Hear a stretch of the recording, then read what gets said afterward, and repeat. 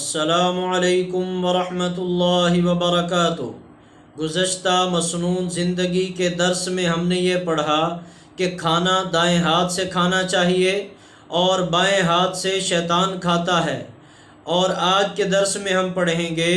کہ کھانا اپنے قریب سے کھانا چاہیے، برتن کے چاروں طرف سے نہیں کھانا چاہیے۔ حضرت عمر بن ابی سلمہ رضی اللہ تعالی عنہ فرماتے ہیں کہ میں کھانا کھا رہا تھا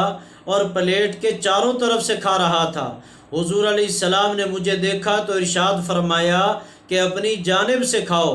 اب اس حدیث کی تشریح میں علماء کرام محدثین اعظام لکھتے ہیں کہ یہ حکم اس وقت ہے جب کہ برتن میں کھانا ایک ہی قسم کا موجود ہو،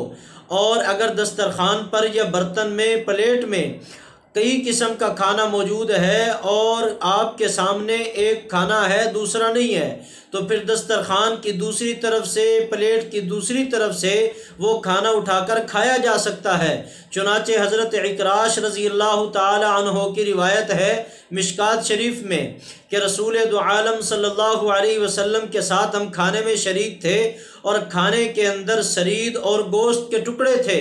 اور میں چاروں طرف سے کھا رہا تھا۔ حضور علیہ السلام نے اپنے بائیں ہاتھ سے میرے دائیں ہاتھ کو پکڑا اور فرمایا اپنی جانب سے کھاؤ، کھانا ایک ہی قسم کا تو ہے۔ اور فرماتے ہیں کہ کچھ دیر کے بعد ایک بڑے برتن میں، ایک بڑے تھال کے اندر کئی قسم کی کھجوریں لا کے رکھ دی گئیں۔ حضور علیہ السلام چاروں طرف سے کھا رہے تھے اور میں حضور کے حکم کے مطابق اپنے ہی سامنے سے کھا رہا تھا۔ تو حضور نے پھر فرمایا اے عکراش اب ہر طرف سے کھاؤ، اس لیے کہ یہ ایک قسم کی چیز نہیں ہے، کئی قسم کی چیزیں ہیں، جو کھجور تمہیں پسند ہے وہاں سے اٹھا کر کھا سکتے ہو۔ اس حدیث پاک سے ایک بات تو یہ معلوم ہوئی کہ اگر کھانا کئی قسم کا سامنے ہو تو پھر جو قسم پسند ہے وہ اس طرف سے اٹھا کر کھائی جا سکتی ہے۔ دوسری بات یہ معلوم ہوئی کہ دوران کھانا یعنی کھانے کے دوران اگر کسی کی غلطی ہو تو دوسرا بندہ اصلاح اس کی کر سکتا ہے، اس میں کوئی حرج و گناہ کی بات